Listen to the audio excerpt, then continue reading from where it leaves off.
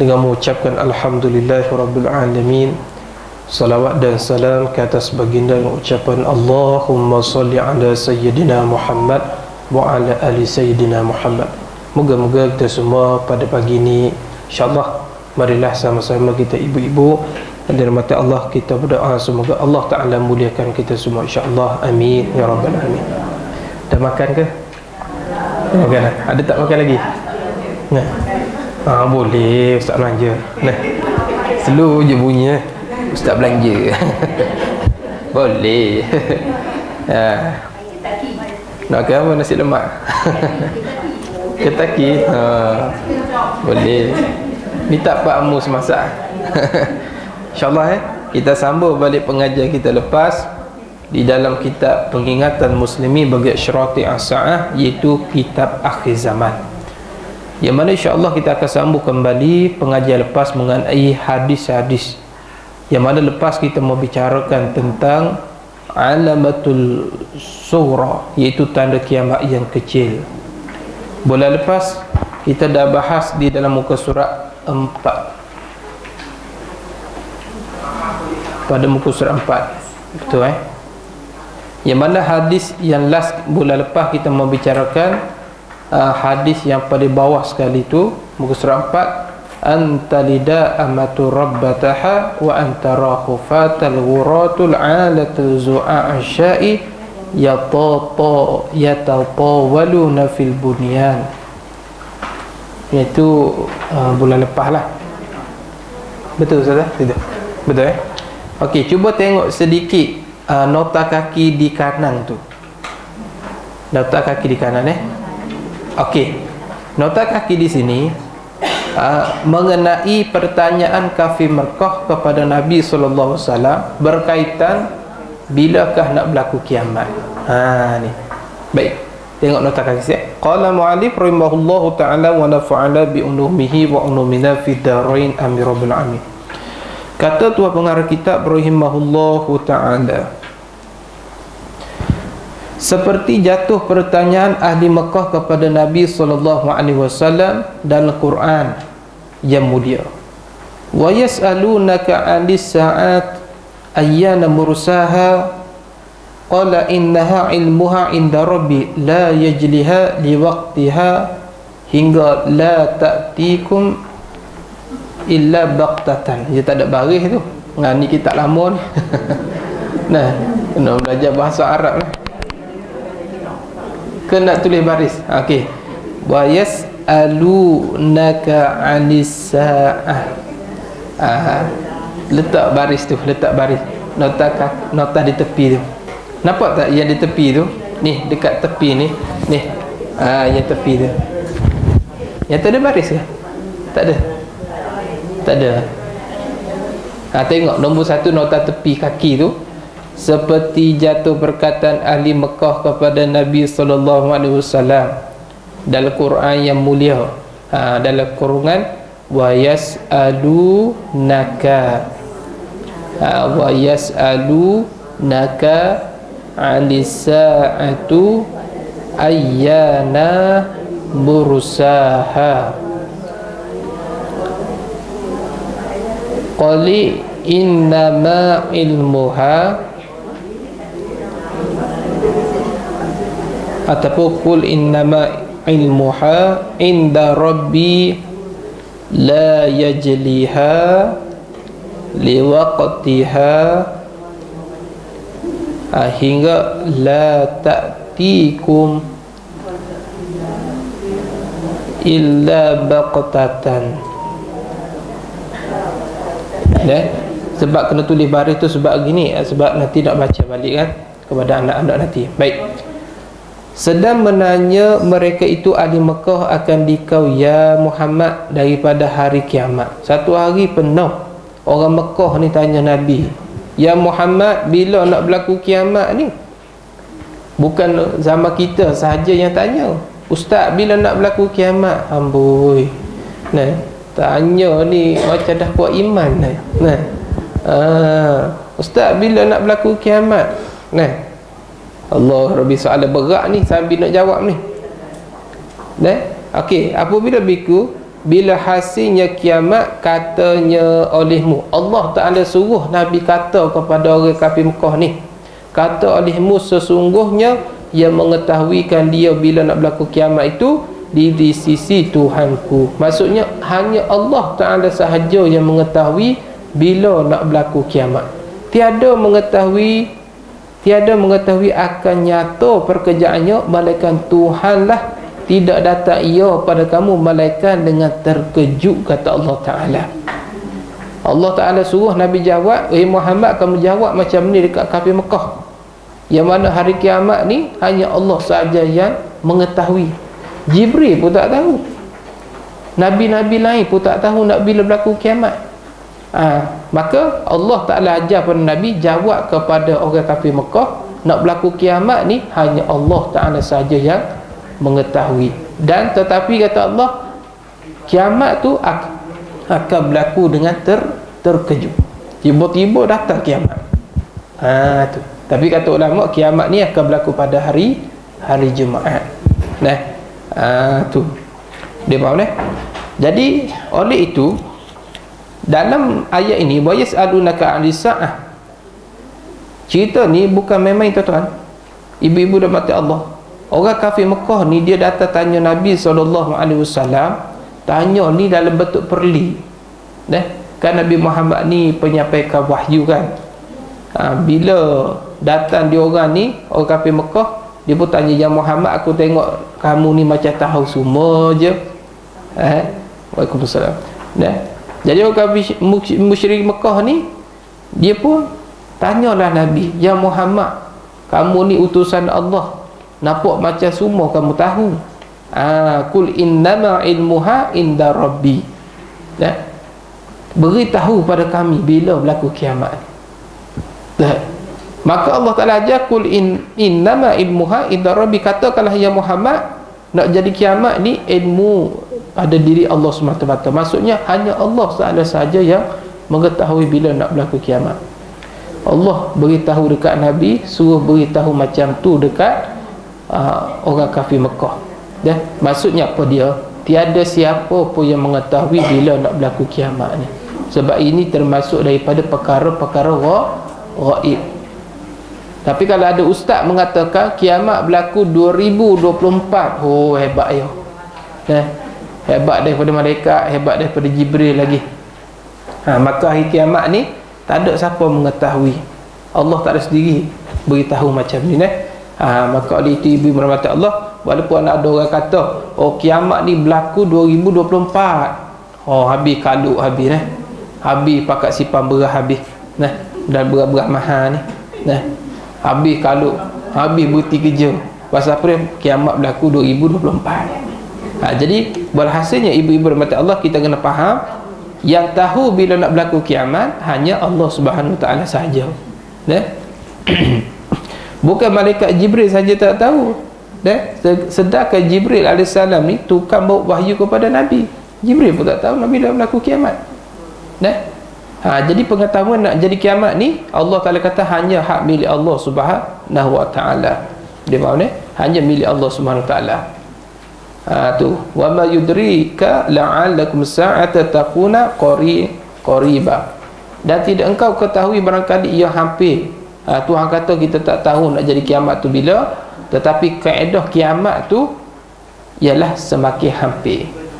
Kita kena ingat, setiap hari kita tidur bangun ni, kaedah kiamat semakin dekat. Kita bangun pagi, kiamat semakin dekat. Tidur hari ni, malam ni, esok bangun pagi, kiamat semakin hampir. Dia bukan semakin jauh, semakin hampir. Itu kaedah kiamat. Waktunya bila? Bila nak berlaku? Wallahu a'lam. Kita ni daripada sehari ke sehari, seminggu ke seminggu, sebulan ke sebulan, maksudnya kita semakin hampir. Ataupun kiamat yang paling dekat ialah semakin hampir kepada kiamat kematian. Sebab mati ni termasuk daripada kiamat yang kecil. Setidak-tidaknya setiap orang akan mengalami kiamat yang kecil, iaitu dengan kiamat kematian. Tapi sebenarnya nak berlaku kiamat ni hanya kehendak Allah, dan tarikh sudah ada di sisi Allah Ta'ala. Cuma Allah Ta'ala tidak beritahu kita nak berlaku kiamat bila. Kita duduk sehari, kita duduk seminit, kita duduk sejam, kita duduk dekat dengan tarikh-tarikh tersebut. Duduk dekat.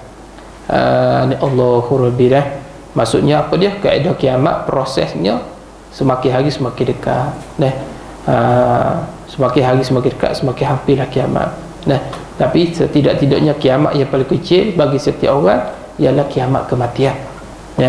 Kiamat yang sebenarnya ialah kiamat ditiup sengkala pertama tu. Yang tu kiamat sebenarnya tu. Bila ditiup sengkala pertama, habis halilintar, habis alam ni semuanya hancurlah. Langit bumi terpecah, bumi terbelah. Tu dipanggil kiamat yang sebenar. Jadi cumanya di sebuah kiamat ni, tiap-tiap manusia akan mengalami kiamat, iaitu sama ada kiamat kecil, iaitu kiamat kematian. Semua orang akan mengalami kiamat kematian ni. Allahu Rabbi dah. Tu. Jadi maksudnya kiamat ialah kita menempuh hari akhir. Tu maksudnya kiamat. Hari akhir hidup kita tu. Maka itu dipanggilkan kiamat. Jadi sebab itulah ibu mata Allah Subhanahu Wa Taala bila nak berlaku kiamat, wallahu Subhanahu Wa Taala. Cumanya kita kena buat persiapan untuk menghadapi dua kiamat dalam hidup kita. Sama ada kita sempat kiamat besar, biasanya saya rasa macam tak sempat saja. Tapi mungkin kita akan sempat kiamat yang kecil, itu kiamat kematian. Kena ingat, semua orang akan alami ni. Kita hidup 20 tahun, ada yang hidup 40 tahun. Jadi kita kena anggap hari ni hari akhir kita. Sebab kiamat kecil ni, kiamat kematian, kita tak tahu bila kita nak mati. Anytime, bila-bila masa, any place, mana-mana tempat boleh berlaku. Boleh jadi ada setengah ni kita duduk kejap, lepas tu mati. Duduk pukul 2, lepas tu mati. Duduk pagi esok, mati. Ada setengah orang tu mati dalam keadaan benda simple. Dia berjalan tu teratuk, teratuk gelamah. Dia gatul gelamah, teratuk gelamah, jatuh mati. Duduk dinding tu. Ada setengah orang teratuk dinding, pintu dinding, tiba-tiba mati. Ada setengah orang pergi kerja, duduk riba kereta, tiba-tiba mari langgar lori, mati. Ni. Jadi benda ni lah duk berlaku di sekeliling kita. Apa yang duk berlaku hari ni mati ni macam-macam cerita lah. Maka mati ni dipanggil kiamat kecil bagi manusia. Jadi oleh itu orang kafir Mekah pernah tanya, ya Rasulullah, bila nak berlaku kiamat? Nabi kata hanya Allah Ta'ala sahaja yang mengetahui bila nak berlaku kiamat yang sebenar. Jadi oleh itu siapa yang datang tanya kita, ustaz, ustazah, awak, saya, puan, tuan, encik, bila nak berlaku kiamat? Jawapan yang paling tepat, wallahu a'lam. Cakap begitu je. Tapi kalau kita kata kiamat berlaku 2024, dulu 2012 sampai keluar filem apa, tiba-tiba tak berlaku kiamat. Tapi itu dipanggil bohong. Jangan sampai kita berbohong kepada masyarakat. Ingat jangan sampai kita berbohong kepada masyarakat. Maka jawapan paling tepat, wallahu a'lam. Tunggu sajalah, tarikh dah ada dah, nak berlaku bila, wallahu a'lam. Difaham itu mengenai pertanyaan ahli Mekah mengenai bila nak berlaku kiamat. Baik, tengok hadis yang seterusnya pada muka surat 5 tu. Bulan lepas kita telah membicara tentang alamatul sughra, alamat kecil, iaitu mengenai hadis antalida amatu rabbataha wa antarahu fata ghuratul alatul su'a asyai yatatawaluna bil bunyan. Kita ulang balik, yang mana tanda kiamat kecil ia dahulu beranak oleh sahaya perempuan akan penghulunya. Maksudnya apa dia? Maksudnya beranak sahaya perempuan akan penghulunya. Jadi sahaya perempuan naik jadi tuan. Tu maksudnya hamba sahaya jadi tuan, tuan dia jadi hamba. Dunia terbalik. Dan bahawasanya engkau lihat orang berkaki ayam tiada biasa pakai kasut lagi yang yang telanjang tubuh. Telanjang ni tidak berpakaian lah, tak rajin pakai baju, lagi kepapaan, lagi kembala kambing. Sekarang ni bermegah-megah dan meninggi mereka pada membina akar rumah. Benda ni berlaku kepada orang Arab. Tanda kiamat kecil ialah dulu orang Arab ni gembala kambing, dia tak pakai kasut, tak pakai selipar, tak pakai baju sebab dia kawasan panas. Dulu dia orang ni berkata macam miskin lah, susah, tidak ada pembangunan. Tapi tengok hari ni berubah. Dialah antara negara yang paling kaya, yang nama Arab Saudi, dipanggil Qatar, dipanggil Dubai. Ni Jadi mereka hari ni dipanggil negara yang terkaya. Kaya sebab apa? Mungkin sebab minyak lah. Tapi ini pun tanda kiamat kecil, iaitu akhir zaman orang akan bertewah-tewah, berlumba-lumba dalam meninggikan bangunan. Termasuklah kita Malaysia pun. Dulu ada satu je Malaysia tertinggi dunia, KL Tower. Lepas tu naik pula KLCC jadi nombor 2. Jadi ada 2 menara tinggi dunia. Lepas tu naik pula menara Exchange, Turaza Exchange. Naik pula menara terbaru PMB, Perbandar Petronas punya ni. Nak lawan celo-celo ni. Jadi semua ni bangunan yang mencecah langit ni, semua ni tanda kiamat. Hari ni Dubai antara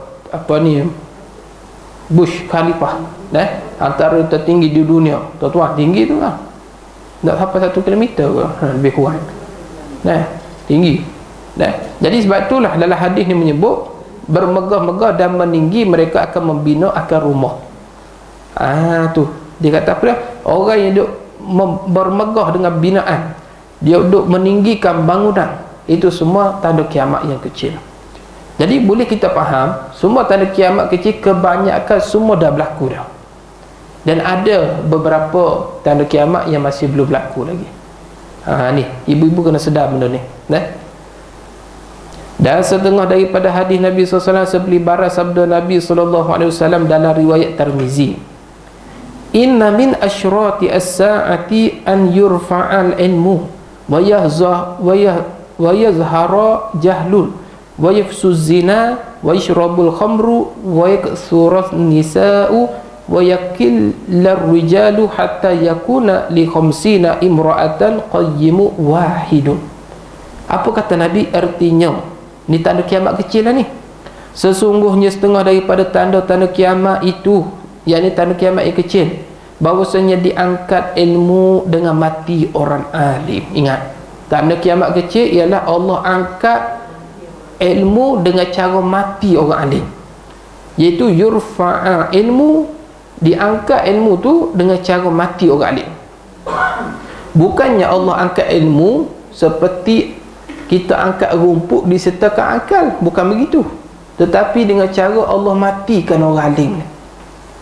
Ibu-ibu dan mati Allah, ibu-ibu kena buat bersyukur, zaman sekarang masih ramai lagi orang alim, masih ramai lagi ulama. Pergi belajar, cari mereka. Kalau mereka tidak buka kelas, mereka tidak mengadakan majlis ilmu, pergi cari mereka supaya mereka lah yang buka kelas majlis ilmu. Pasal apa dia? Nak lahir golongan orang alim ni cukup susah, cukup payah. Dipanggil limited edition. Benda payah ni jadi mahal lah. Betul?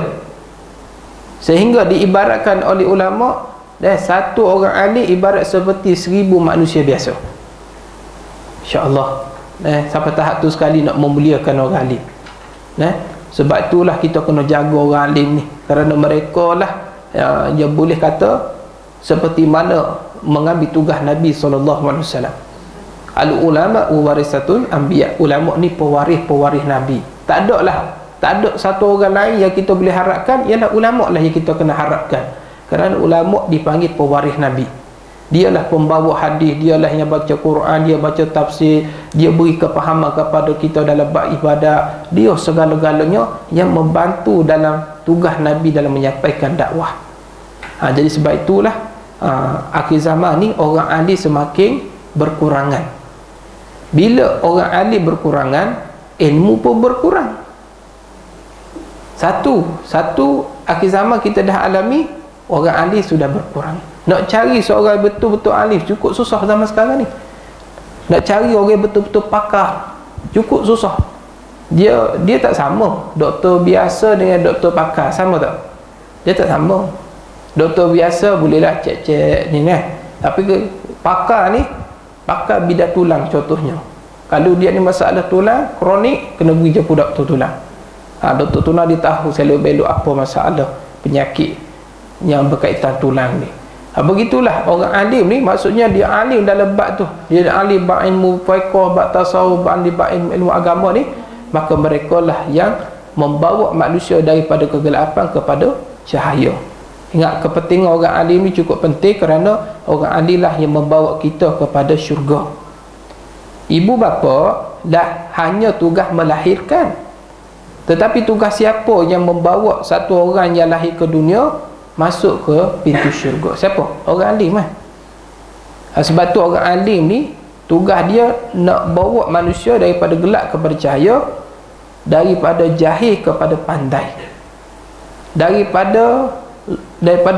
daripada zulmah, maksud daripada keburukan, nak heret masuk ke dalam ke syurga. Itu tugas orang alim. Sebab itulah mulianya satu orang alim ni. Allahu Rabbina. Jadi sebab itulah ibu-ibu rahmati Allah, pergilah belajar dengan orang alim. Sementara orang alim ni masih ada. Bila mati orang alim, ibarat Allah tarik ilmu.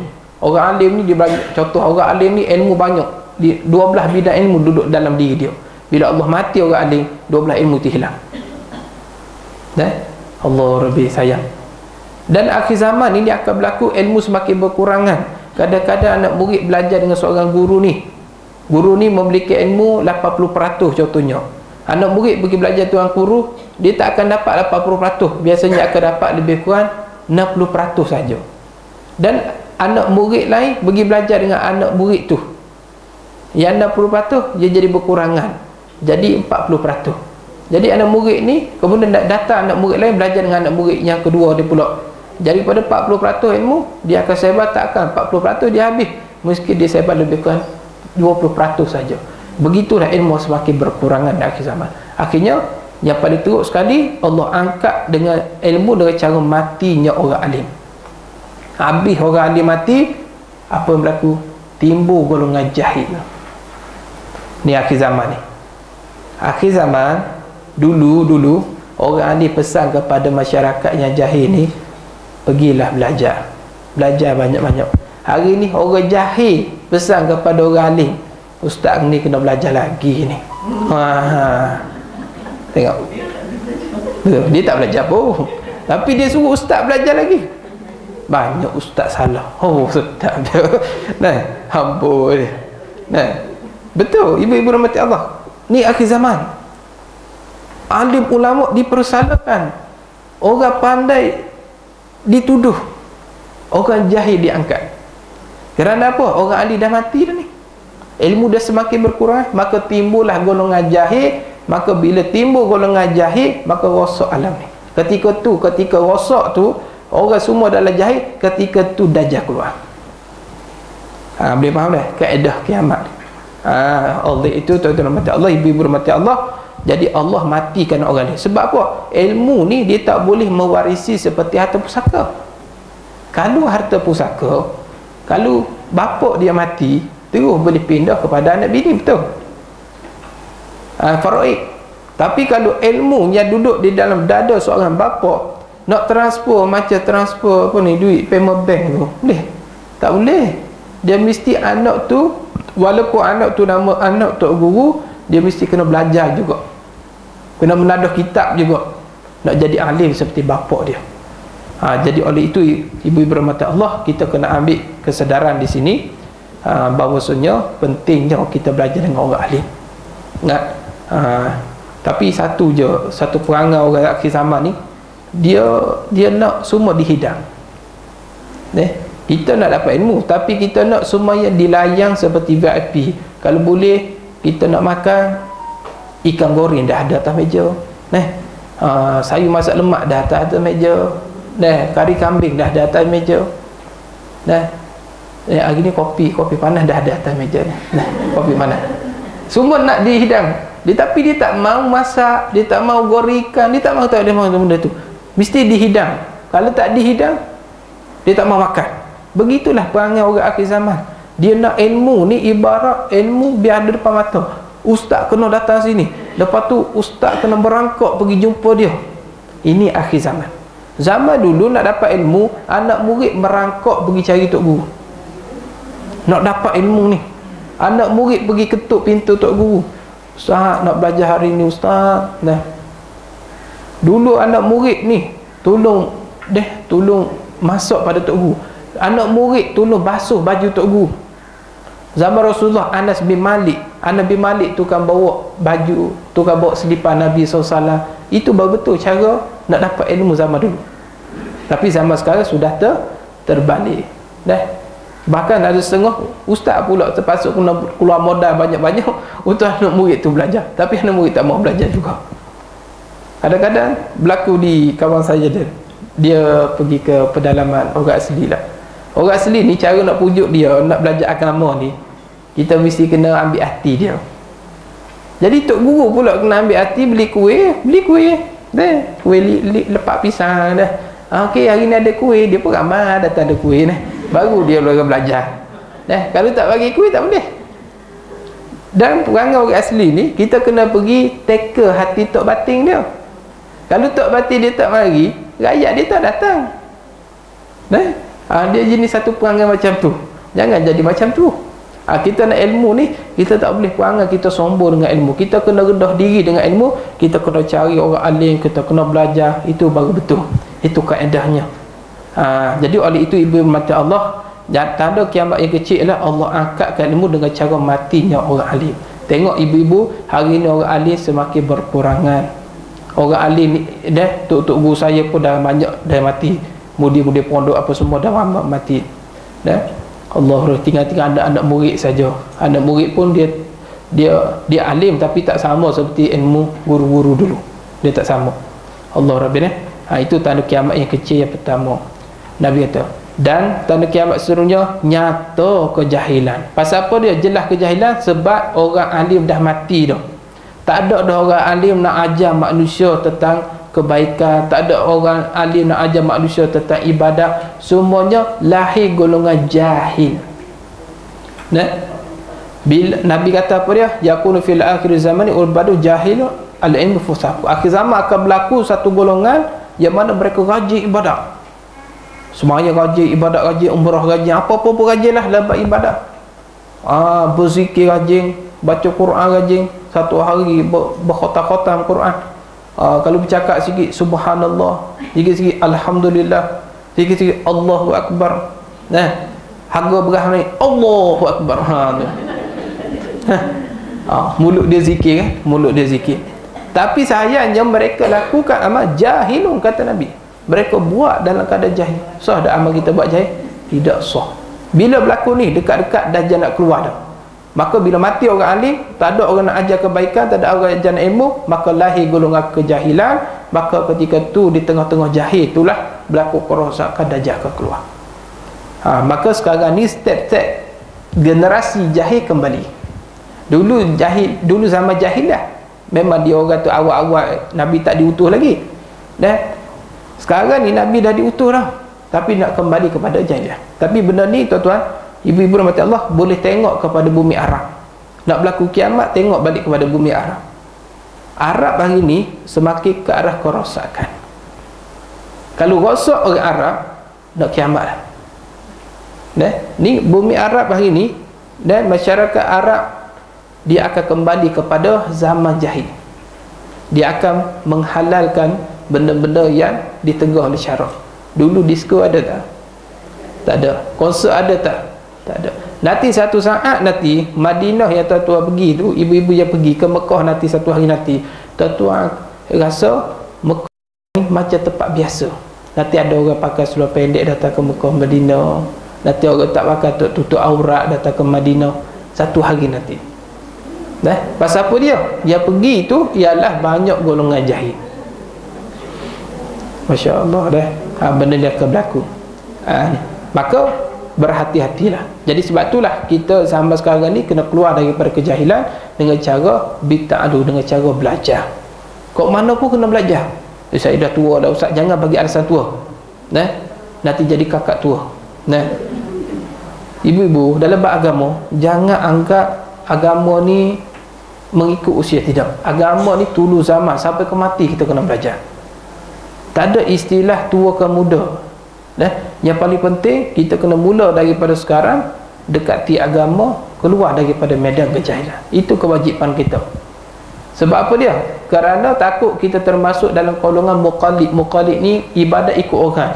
Awak sembahyang je saya sembahyang. Ikut siapa? Belajar ke tak belajar tapi ikut orang tu. Sah tak? Tak sah kata ulama. Orang muqallid ni ikut-ikut orang ibadat ni tidak sah. Maka walhasilnya mesti kena belajar. Itu usaha kita atas muka bumi ni. Sebelum kita berlatih nak keluar daripada jahil, kena belajar.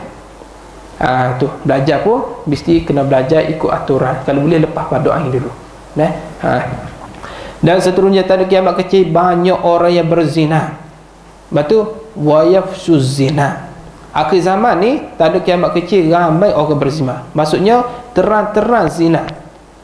Maksudnya golongan akhir zaman ni tidak terti malu dah. Dulu kalau nak berzina, ibu-ibu rahmati Allah, dia pergi tempat gelap, dia pergi tempat sunyi, dia pergi tempat hotel kah, kalau nak berzina lah zaman dulu.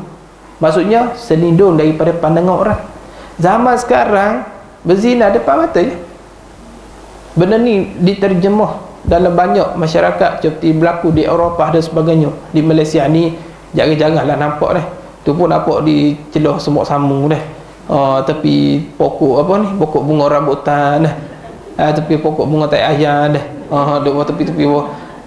Tu pun kantor jugalah. Tapi nak beritahunya ibu-ibu rahmati Allah, akhir zaman orang tak malu lah nak berzina. Tak malu lah. Tak malu. Yang bujang dengan cara bujang, yang dah kahwin dengan cara kahwin, yang perempuan pergi dengan laki orang, yang laki orang dengan bini orang. Bini dia anggap bini dia, bini orang dia anggap macam bini dia. Ni akhir zaman. Allah Rabbina. Jadi puncanya berlaku kerana Allah tarik sifat malu yang berada pada akhir zaman. InsyaAllah minai kopi dulu. Bismillah.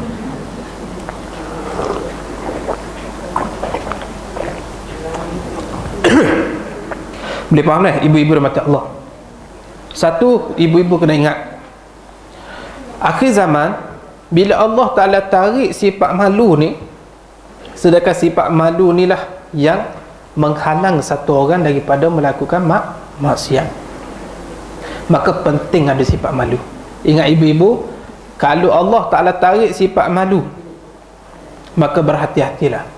Lagi-lagi dunia sekarang dipanggil dunia tanpa sempadan, dipanggil dunia maya. Dunia maya hari ni, orang ni nak tahu aib dalam rumah kita, zaman dulu cukup susah. Zaman sekarang dunia live. Bila kata dunia live, sambil duk goreng nasi kerabu, kurang goreng nasi kerabu. Tak apalah, goreng nasi ni buat live ni, nampak habis orang tak pakai tudungnya, pakai baju sekerat. Maka untuk apa ni? Untuk nampak view ni, naik follower ramai, tangguk jual maruah diri kerana nak dapat follower ramai. Pada waktu ini dah tarik sifat malu, maka rosak ketika itu. Maka sebab itu ibu yang mati Allah kena didik anak-anak kita, lagi-lagi anak dara ni, biar ada sifat malu. Malu itulah menutupi nafsu bagi perempuan. Nafsu perempuan apa? 99, laki satu saja. Jadi disebab ada malu itulah dia tutup segala 99 nafsu bagi perempuan tersebut. Allah Rabbina. Ingat, jadi akhir zaman ni banyak orang berzina. Kata setengah ulama, yang menjadi pengikut Dajjal satu hari nanti ialah daripada anak-anak zina, dan dia juga pempezina. Dia akan menjadi pengikut Dajjal. Batulah bagi orang yang pernah terlibat dalam kes ni, maka taubatlah daripada sekarang. InsyaAllah Allah Ta'ala maha penerima taubat, tak ada masalah lah. Jadi oleh itu kena faham elok-elok, akhir zaman ni banyak berlaku kes perzinaan. Kerana apa Ustaz kata begitu? Hari ni akhir zaman akan berlaku perzinaan di tepi-tepi jalan. Dah berlaku belum? Dah berlaku dah. Tawar duit sikit, okey, ni duit ni, okey, bila kabur mata dengan duit, terus sanggup jual maruah diri. Dan hari ni khidmat perzinaan ini banyak berlaku. Bukan di luar, di kita, di Selangor ni berapa banyak ada tempat perzinaan. Tak kira hotel murah, tak kira hotel mahal, tak kira kelas bawahan, tak kira kelas atasan, rumah uruk dan sebagainya. Macam tu saja. Kata je uruk, tapi uruk lebih daripada uruk lagi. Ni berlaku akhir zaman. Dan ibu-ibu rahmati Allah kena pantau benda ni. Ibu-ibu kena pantau anak-anak, tak kira lelaki perempuan, dan pantau juga suami ibu-ibu rahmati Allah. Bagaimana bang? Sakit orat. Tu nak pergi uruk dengan dia, Pak Gajus, dengan Pak Gajus ke Pak Nur Gajus. Hati-hati ibu-ibu. Nah, akhir zaman ni. Jadi perkhidmatan berzinaan ini, satu, dulu nak berzina kena guna labur duit banyak. Zaman sekarang zina murah saja, RM5 boleh dapat. RM5, alah. Nah, RM5 lebih mahal buat rambutan lagi. Rambutan RM5 sekilo. Nah, Allah Rabbil. Tu banyak orang berzina di akhir zaman. Ingat ibu-ibu rahmati Allah, kalau kita berzina, Allah Ta'ala tak terima amal kita. Dah kata ulama 40 hari tak terima amal. Dan seorang isteri berzina dengan orang lain, dan Allah Ta'ala haramkan dia masuk ke dalam api. Haram dia masuk ke dalam syurga. Ingat. Jadi oleh itu kena hati-hati. Hari ini banyak kes berzina. Kerana apa dia? Kerana pergaulan. Mungkin disebabkan terdedahnya macam-macam buku majalah apa ni dalam dunia. Satu je kena jaga akhir zaman ni, telefon tu. Kalau boleh pada anak kita jangan bagilah telefon, tak payah bagilah. Anak kita yang kecil, anak kita baru umur, tak perlu bagi telefon. Lagi-lagi telefon yang bergambar, berinternet. Kalau nak bagi telefon tu yang main game ulat tu, 3310 macam tu. Yang boleh call, beri SMS tu saja. Sebab apa dia? Sebab dia tak ada keperluan pun untuk telefon yang berwhatsapp yang pelik-pelik ni. Macam kita ni dewasa adalah nak share cara masak ubi kayu lah. Nak share masak buat lepak pisang lah. Ada juga keperluan kan ibu-ibu lah. Jadi kalau budak kecil ni dia tak ada keperluan, maka tak perlu kita beri handphone. Handphone ni bahaya. Dan kedua, TV. Akhir zaman ni kena jaga dua perkara, telefon dengan TV kena jaga sangat. TV jaga apa dia nak tonton, telefon pun sama, jaga apa yang dia cari dalam telefon tu. Ni punca kejahatan, punca runtuh rumah tangga, punca perceraian, semua di atas sini. Dengan telefon tak pandai guna. Bahaya ni. Allahu Rabbil. Banyak orang berzina. Dan inilah menjadi pengikut Dajjal, perzina dan juga anak zina jadi pengikut. Dan banyak di akhir zaman melahir anak-anak zina ni. Allahu Rabbil. Dan diminumkan arak dengan kacurnya. Akhir zaman ni diminum arak dah. Ibu-ibu rahmati Allah, zaman dulu nak dapat arak cukup susah. Zaman sekarang ni nak minum arak cukup senang. Pergi Speedmart, pergi KK, semua ada jual arak, betul? Ada arak. Hari ni nak dapat arak memang cukup mudah. Jadi akhir zaman ni orang mudah nak minum arak. Arak ni apa dia? Cecair yang memabukkan. Sebab itulah ibu-ibu rahmati Allah, kena pantau juga kita anak-anak kita daripada mencuba minum arak. Ingatlah, orang minum arak ni Allah Ta'ala tak terima amalan dia. Maka siapa yang terjebak minum arak, berhentilah. Sebab itu saya nak pesan kepada yang kerja-kerja dalam seperti mana pasar raya yang ada sedia minuman arak, jangan kita ambil bahagian dalam bab tu. Kita tahu tempat tu kerja jual arak dan sebagainya, tak perlu pergi cari kerja lain. Kenapa kita pergi cara meredakan maksiat ketika walaupun kita tak minum, walaupun kita tapi dalam syarikat tu jual arak. Maka kalau boleh elokkanlah daripada bekerja tempat-tempat macam tu.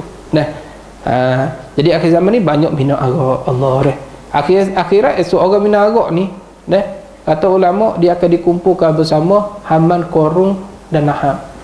Orang minum arak ni. Dan seterusnya banyak perempuan dan sedikit orang lelaki. Jadi akhir zaman ni Rasul tak ada baca yang ni. Dah kan? Dah baca? Dah ke Ustaz? Belum lagi? Belum lagi.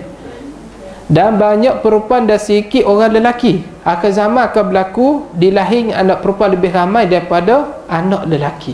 Akhir zaman ni orang lelaki jadi spesiesnya jadi pupus, tuan-tuan, ibu-ibu. Spesies lelaki ni berkurangan, sehingga ulama kata akhir zaman lelaki seorang, perempuan 50 orang. Jadi sikit lagi lelaki kena pakai purdah. Nak keluar pakai purdah. Tuan Makroji jangan lupa ya, beli purdah satu akhir zaman ni. Betul, akhir zaman ni dulu berlaku kes. Kalau berlaku kes perkosaan, biasanya lelaki tangkap wanita, betul? Di Eropah wanita tangkap lelaki. Lelaki pergi buat report, tak pakai baju, kata polis, ada orang nodai saya. Siapa noda awak tu? 4 perempuan. Polis pun bingung kata tak ada apa. Tapi akhir zaman. Ni akhir zaman. Masuknya perempuan kejar lelaki. Bukan lelaki kejar perempuan. Jadi perempuan jadi lari pada lelaki jadi lari pada perempuan akhir zaman ni. Dahsyat. Sekarang ni dalam kuliah 2 orang lelaki dalam kuliah ni, habis semua perempuan. Habislah ya lelaki. Betul ibu-ibu rahmati Allah. Kalau ibu-ibu rahmati Allah perasan, kalau pergi ke hospital bahagian ward beranak, tanya dia, rekod tahunan laki-laki ke bayi perempuan yang paling banyak? Perempuan. Kalau perasan anak-anak yang lahir era-era 2000 ni, banyak dilahir anak perempuan. Betul lah kata hadis Nabi, anak perempuan ni banyak dilahirkan daripada anak lelaki. Ni tanda kiamat kecil lah ni. Benda dah berlaku ke belum? Dah berlaku. Jadi hari ni pergi mana-mana dalam sektor semua perempuan. Dalam sektor kerajaan banyak dah perempuan, dalam sektor swasta semua perempuan masuk. Boleh katakah dalam semua pekerjaan perempuan ambil alih hari ni? Lelaki jadi tanah buah anggur saja. Semua perempuan ambil alih. Betul? Pergi di mall, mana semua pekerja, cashier ke, akak barang ke, semua perempuan. Dulu orang lelaki dulu dia main motor, dia mekanik apa dah, yang main motor semua lelaki. Hari ni yang repik motor naik Al-Ajik siapa? Perempuan. Yang naik motor RZ je terbang tu macam Superwoman tu dah. Tengok ingat lelaki puan rupanya potong orang lelaki duk jadi Superman. Hebat perempuan hari ni. Jadi masuknya perempuan hari ni mendominasi jumlah lelaki. Sehingga lelaki berjalan tersepak, tengok yang tersepak tu perempuan. Penuh dengan perempuan ni. Jadi akhir zaman ni ibu-ibu rahmati Allah, kita kena sedar perempuan lebih ramai daripada lelaki. Sebab itu ibu-ibu batu pesan dekat anak-anak dara kita yang belum kahwin, kalau ada jodoh kahwin cepat-cepat. Jangan buat lambat-lambat. Satu, orang perempuan tak boleh sombong akhir zaman. Tu Ustaz beritahu, orang perempuan tak boleh sombong. Nak sombong pasal apa? Perempuan bila dia dah tua, dah dewasa, sukar dia nak dapat jodoh. Walaupun dia ni cikgu, banyak dia ni pakat cikgu dah, tapi orang panggil apa ni? Anak dara tua. Berhias-hias tu apa maksudnya? Janda berhias tu macam mana? Kamu sekejap dia berhias kan? Okey. Okey, faham. Okey, kena faham dulu. Okey, kena faham dulu. Orang perempuan akhir zaman kalau ada jodoh kahwin cepat-cepat. Sebab apa dia? Akhir zaman ni jumlah lelaki nak dapat lelaki lagi-lagi lelaki Melayu tu dia macam Ustaz Arif ni. Tapi tak tulen dah. Nah. Tapi nak beritahunya memang agak sukar tu. Payah. Tapi kalau perempuan tu sombong dengan lelaki, awak pergi cari lain lah. Cari lain habis meranda. Betul itu. Sebab apa? Sebab itulah Nabi kata lelaki boleh kahwin 4. Sebab Nabi nampak dah akhir zaman ni akan berlaku macam ni. Akhir zaman ni. Maka akhir zaman kalau berlaku kahwin 2, kahwin 3, kahwin 4, itu tak heran lah ibu-ibu. Pasal apa dia? Spesies lelaki ni akan berkurang kan. Ni. Betul ibu. Tapi kalau dapat lahir anak lelaki itu bersyukurlah. Dia jadi limited edition lah. Dan diminumkan arak habis tu. Hingga ada bagi 50 perempuan seorang lelaki yang menjaga pekerjaan mereka itu 50 perempuan. Ni nisbah akhir zaman, lelaki seorang, perempuan 50 orang. Jadi lelaki sikit lagi nak keluar rumah, dia kena pakai perdah, pakai jubah hitam, tutup habis. Pasal apa? Bila nampak oleh perempuan, habis dia kejar. Itu lelaki, kejar dia. Habis lelaki nak lari ke mana tak tahu ni. Tu. Nanya tuan-tuan, nanya ibu-ibu rahmati Allah. Ini nasib orang lelaki sikit lagi nasib kita orang lelaki. Dan setengah daripadanya tanda kiamat kecil berada di dalam hadis Tirmizi juga. Begini bunyinya. Setengahnya payah dikeluarkan harta zakat. Akhir zaman ni orang jadi payah nak keluar harta zakat. Ingat harta zakat ni harta yang wajib dikeluarkan. Apabila cukup haul dan nisab, wajib kena keluar zakat. Nabi kata zakut amwalakum bizakat. Bersihlah hartamu dengan zakat. Zakat ni ibarat nak bersih balik harta kita yang kotor-kotor dalam duit simpanan kita. Bukan ada yang bercampur yang antara yang baik yang tak baik kan. Jadi zakat ni nak keluar supaya harta kita jadi bersih.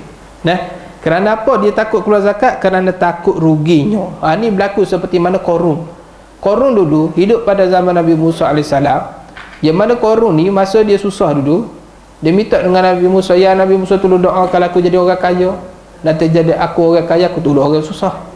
Tu biasalah bila dapat apa-apa kalau. Lepas tu bila doa Nabi ni makbul, dia pun jadi orang kaya raya.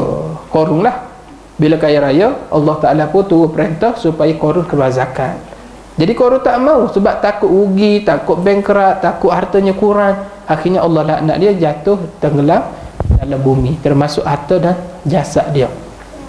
Jadi sebab itulah ibu mati Allah, jangan kita ni takut nak keluar zakat. Ada setengah orang nanti berkurang. Tidak, zakat ni sebenarnya dia menambah rezeki lagi, dia menyucikan rezeki kita.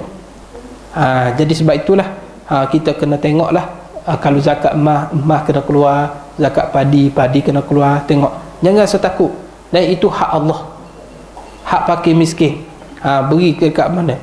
Dan suami taat ia akan isteri. Ni terbalik ni dunia akhir zaman ni. Akhir zaman tanda kiamat kecil ialah suami taat kepada isteri. Isteri jadi raja, suami jadi hamba. Abang pergi buat air. Abang pun selalu tu tengok baik ya. Nampak sepak. Okey ya. Nah, jadi gitu akhir zaman. Jadi isteri ni jadi bos, jadi raja, suami jadi hamba. Sebab itulah keluar cerita bini-biniku gangster. Apa dia? Kerana akhir zaman ni dah tunjuk isteri jadi bos, suami jadi hamba. Maksudnya suami taat pada isteri. Jadi terbalik. Jadi ibu-ibu, benda ni sebenarnya tak elok. Sebenarnya benda ni tak elok. Sebenarnya ini tanda kiamat. Kalau hari ni suami tunduk kepada kita sebab kita kuat suara lantang, sebab kita kelebihan, ada harta sebagainya, itu sebenarnya tanda kiamat.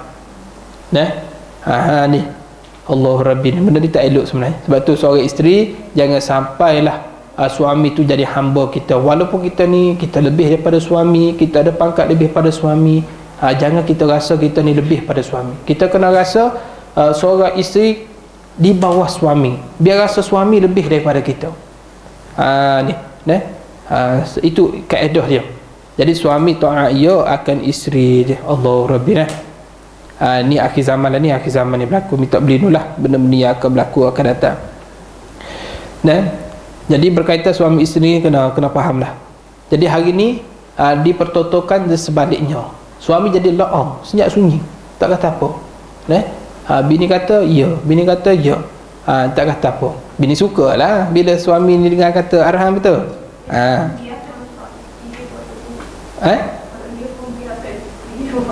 Biar pasal suami takut. Itulah. Pasal suami takut lah biar macam tu. Dia kena tegas lah. Tapi begitulah, kalau suami tegas, perempuan pula jadi patah. Dia macam ni, dia keadaannya begini. Kalau lelaki perempuan ni, seorang suami ni, isteri kena faham suami, suami faham isteri. Itu yang paling penting. Okey, soal masalah tegas apa semua ni begini. Seorang perempuan ni, kalau kita lembut sangat, dia pijak kepala. Kalau kita keras sangat, dia patah. Dia kena lembut. Sebab tu kadang-kadang suami ni kita kena pandai tengok dia. Dia ni kadang-kadang dia tak mau marah kita pasal dia tahu. Kalau dia marah kita, mungkin kita ni naik, kita koyak ni. Kan ni Israel koyak kan. Kita tak boleh itu sikit koyak tu. Ya tu bila koyak jadi patah lah. Sebab tu lah kadang-kadang kena tengok seorang suami ni, ibu-ibu, dia kena faham. Kadang-kadang perempuan dia tak faham perasaan suami ni. Luhan sikit lah. Suami ni dia cuba cari terbaik. Sebab tu kuasa cerai dan sebagainya ada pada suami, kerana suami memiliki sifat sabar. Kalau isteri yang memiliki sifat cerai, kuasa cerai, ramai suami-suami jadi janda. Kenapa dia? Aku kena cerai hari ni. Allah Akbar. Stres. Kau kena cerai? Ya, aku pun kena cerai juga hari ni. Samalah kita. Jadi macam tu. Sebab perempuan ni jadi satu sifat yang tidak boleh sabar. Dia antara sabar ni, dia antara yang paling awal yang mengalah bab sabar. Maka Allah Ta'ala tak beri. Sebab itulah Allah Ta'ala beri sifat kuasa tolak cerai ni pada suami. Ya. Jadi kena tengoklah sebagai seorang isteri, kalau suami terlembut, jangan ambil kesempatan lembut suami. Jangan buat sesuatu sampai suami marah. Nah, sebab tu kadang-kadang suami yang pendiam ni, kita tak boleh baca dia. Kadang-kadang dia pendiam, tapi bila dia meletup, dia marah betul-betul. Kecuali suami yang jenis marah. Kalau suami jenis marah ni, dia marah tidak marah melampau. Dia marah macam tu sajalah. Maka oleh itu tengok juga suami kita, dia punya keadaan dia tu macam mana. Nah, kita kena pandailah seorang isteri ni, seperti Khadijah ke isteri Nabi, dia faham suami dia ni macam mana. Maka oleh itu akhir zaman ni kena eratkan hubungan suami isteri, kena letak suami sebagai pangkat dia, isteri pun kena letak sebagai pangkat dia. Kita kena tahu level kita. Jangan jadi terbalik, suami pula jadi taat pada si isteri, suami pula jadi takut pada isteri. Mungkin ada sebab tertentu yang tak kenal lah tu. Tu. Maka hati-hatilah kalau berlaku begini. Dan diderhakakan ibunya orang, dan buat baik akan sahabatnya. Ni akhir zaman ni, tanda kiamat kecil ni. Akhir zaman akan berlaku anak derhaka kepada ibu bapa. Ibu-ibu, kalau kita nak cari satu kampung risak dadah, mungkin cukup susah. Kalau kita nak cari satu kampung kan berzina, mungkin susah. Kalau kita nak cari satu kampung buat jenayah, mungkin susah. Cuba cari setiap rumah orang, ada tak anak derhaka? Yang ni pasti ada. Setiap rumah, setiap anak, kalau anak tu ada 10 orang, mesti ada salah seorang anak yang derhaka kepada ibu bapa. Yang ni tanda akhir zaman ni. Allah Rabbina. Dan hari ni budak kecil pun pandai derhaka ibu bapa.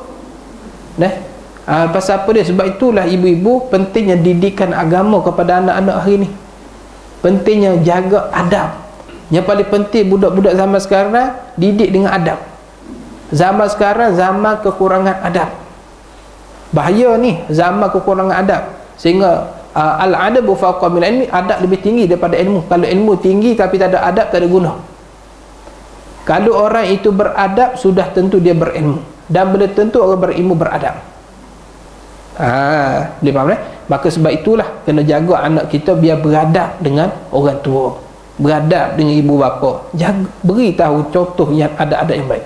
Maka kalau anak nak supaya tidak mau derhaka ibu bapa, maka didiklah anak dengan adab, start daripada rumah tangga tu sendiri, start daripada rumah kita.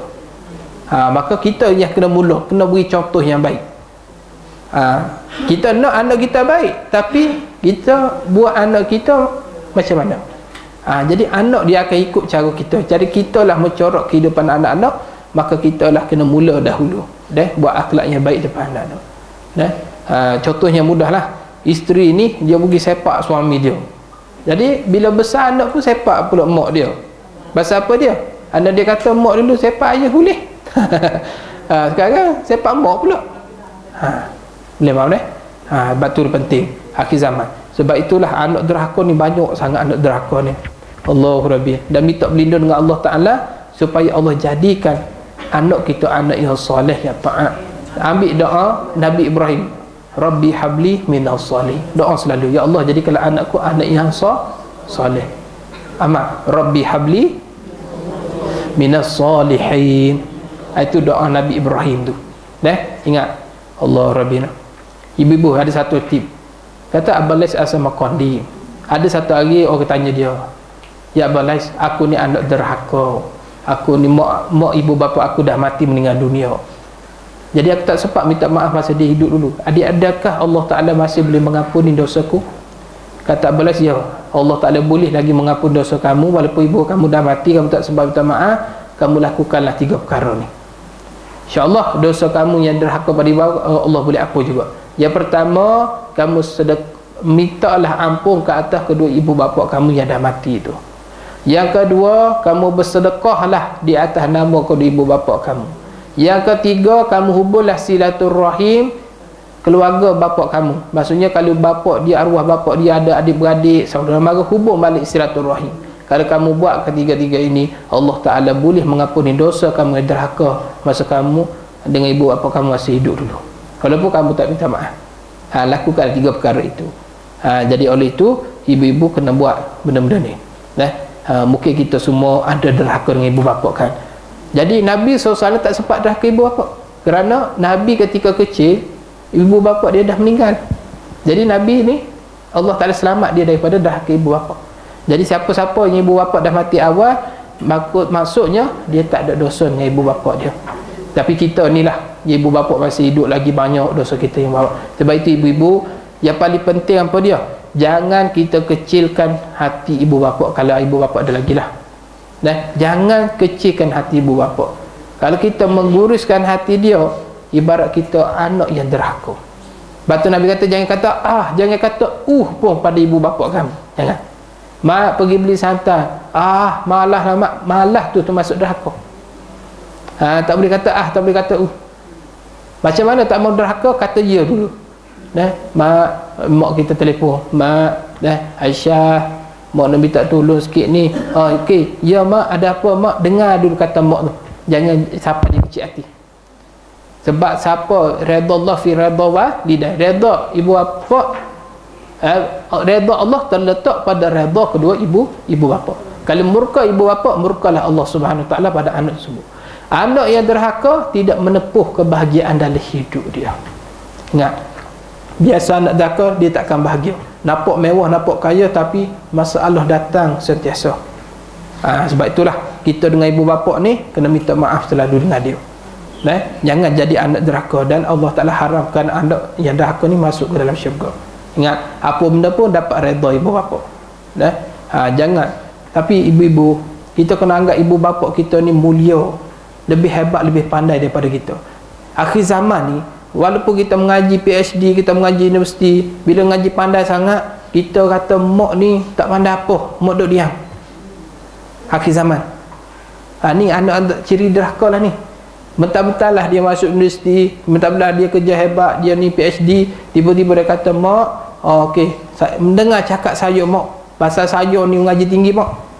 Akhir zaman. Mak senyap saja, pasal mak kata iyalah mak ni tak belajar tinggi, mak orang kampung. Senyap mak dia. Ni ciri-ciri anak derhaka. Contoh ialah Imam Syafi'i. Imam Syafi'i yang mana satu hari mak dia tanya Imam Syafi'i, wahai anakku, apa hukum sekian-sekian? Imam Syafi'i tanya, Imam Syafi'i imam mazhab lah, orang pandai, orang alim. Jadi mak dia tanya satu hukum.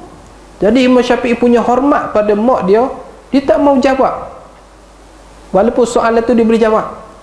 Maka dia pun panggil sahabat dia Imam Syafi'i, wahai sahabatku, kamu tolong jawab jawapan ni bagi kepada ibu aku tak mau jawab. Kerana apa? Dia hormat pada mak dia. Maka sahabat dia pun beri jawab. Sampai tahap tu sekali dia hormat pada ibu dia. Allah Rabbi. Kita hari ni kita pandai, mak begini-gini, mak tak pandai, mak bodoh. Betul. Jangan kita rasa pandai daripada mak kita. Ingat nak jadi anak derhaka cukup mudah, tapi ingat jangan lukakan hati mereka. Kalau mereka tak tolong, kata boleh, jangan kata tak boleh. Tiba-tiba kalau mak telefon, ya Syah minta tolong sikit, tak boleh mak, sibuk mak. Kecil hati dia, masalah kita nanti. Elok, kena jaga elok. Dan buat baik akan sahabat anda. Bila ibu bapa dia derhaka, tiba-tiba buat baik dengan kawan-kawan. Kalau dengan kawan-kawan baik, bercakap halus, hormat punya kawan ni, salah cium tangan, macam tu lah. Lalu yang kawan, okey semua beres lah. Kalau kawan ni, okey jom sana, beres, jom sana, beres. Kalau mak telefon, tak boleh mak, sibuk mak, kerja mak. Ni akhir zaman. Ada tak berlaku begini? Ada. Ada berlaku? Tak ada. Jangan ada lah. Tu boleh mana? Serta menjauhi bapaknya. Jadi akhir zaman dia tak hormat ibu bapa, lebih hormat kawan daripada ibu bapa. Kadang-kadang kawan datang ke rumah, pak duduk kat depan, buat tak layan bapa, layan kawan ni macam kawan karib, macam ahli syurga kawan ni. Ni akhir zaman, ibu rahmati Allah. Sebab itu ibu rahmati Allah, pastikan anak-anak kita didik ni biar dia hormat ibu bapa daripada kawan-kawan lagi. Jangan dahulukan kawan daripada ibu bapa. Kalau kawan aja okey, semua boleh keluar apa semua. Kalau ibu bapa aja tak boleh keluar, nanti bahaya. dan beriuh suara di dalam masjid. Dan insyaAllah kita berhenti setakat tu dulu. Nanti kita akan sambung lagi. Ada pukul 10 lebih lah ni. Sebab Ustaz nak pergi ke Meru pula, ada majlis undangan. Ada soalan ke nak tanya insyaAllah? Ada soalan ke? Tanya insyaAllah. Ada? Oh, sumpah pandai Allahu Akbar Alhamdulillah, sumpah pandai. InsyaAllah setakat tu dulu. InsyaAllah nanti kita sambung lagi mengenai peristiwa-peristiwa kiamat. Wallahu ta'ala. A'udzubillahi minasyaitonirrajim. Nanti tanda kat mana nanti tanda. A'udzubillahi minasyaitonirrajim. Bismillahirrahmanirrahim. Alhamdulillahirabbil alamin wassalatu wassalamu ala asyrafil anbiya'i wal mursalin sayyidina Muhammad wa ala sahbihi ajmain. Allahumma fa'na bima 'allamtana al-manfa'una wa zidna bi rahmatika ya rahimin. Rabbana atina fid dunya hasanah wa fil akhirati hasanah wa qina adzabannar. Wa sallallahu ala sayyidina Muhammad wa ala alihi wasallam. Walhamdulillahirabbil alamin. Assalamualaikum warahmatullahi